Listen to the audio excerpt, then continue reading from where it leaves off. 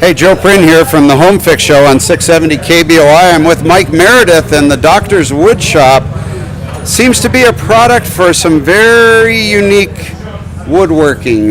Tell me about the finish that you're putting onto some of these things. Well, all of the finishes that I make are based on walnut oil. Walnut oil is one of the three natural drying oils: walnut oil, tung oil, and linseed oil. Now explain that, a drying oil. Drying oil, when we think of drying, we think of water evaporating. In finish world, and actually even in paint, drying means formation of a solid out of small pieces, polymerization. Okay. It's not loss of a solvent, it's the coming together of parts. Okay. In most of the finishes, the varathanes, polyurethanes, chemical dryers, something has to evaporate away. Well, the chemical dryers catalyze the polymerization, and you so then wind up with a solid. The drying oils, walnut, tung, and linseed oil, will form a solid without the dryers. They form they're the natural drying oils. Doesn't that seem like something's wrong with that the tree can actually provide its own finish for the end result? Well, if the wood actually came out pre-finished, that would be great. That'd be nice. Run it through the saw and it's all pre-finished. So the drying oils are, I think, essential for the wood turner. My products are all for the wood turner. Okay, so these are people working on lathes, and making everything from pens to jewelry to spheres. You said I called those balls, and you said no, that's a sphere. and some very beautiful stuff here. The wine stoppers, the pens. lathe supplies energy that accelerates the drying, accelerates the hardening of the oils, so we can actually finish the wood. And when we think of a finished piece of wood, it's shiny and bright. The shine is not protecting the wood.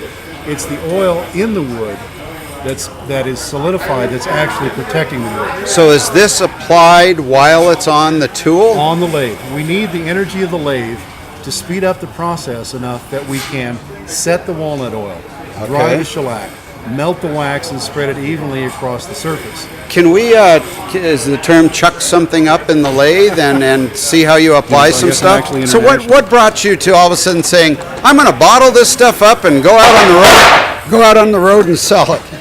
Same reason anybody makes anything. I didn't like what I could buy, and I can do it better. Well, there's always a story behind every product, and I like the success stories of entrepreneurial mentality. Well, I'm a biochemical toxicologist. I'm the doctor of Doctor's Woodshop. Oh my gosh, that's you know that's that far away from a rocket scientist, and I won't say which side of it is. Rocket science. Yeah, it is. Okay, all right. I wanted an oil wax finish without the solvents and emulsifiers that other finishes put in their products for a couple of reasons.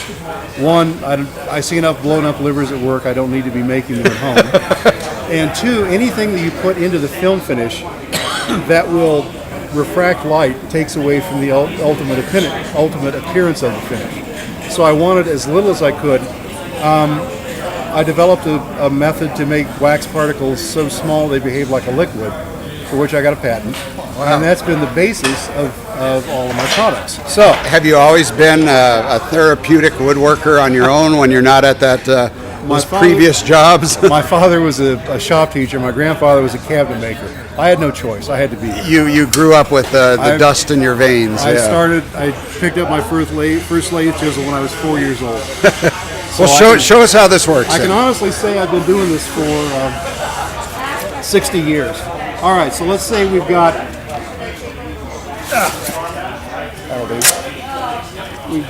our piece turned and we're ready to go. So for one reason or another, you just made that. Yeah, for whatever.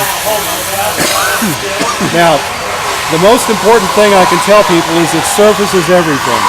Whatever you can do to perfect the surface of your piece, do it. Sharp tools, proper speed, and a sanding lubricant. We forget that sandpaper is a cutting tool. That polishing agent there is polishing while the sandpaper is cutting. So by using a sanding lubricant, you get a much better finish for a given grit of sandpaper. Sure. So I mean, that feels incredibly smooth just as it is. Now I'm going to have you guess what the grit of sandpaper is. Okay.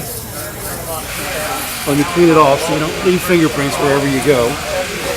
Now also, we could just polish this in and we'd have a protected piece of wood because it's the oil that protects the wood, not the shine. All right, what was the grit of sandpaper I just used?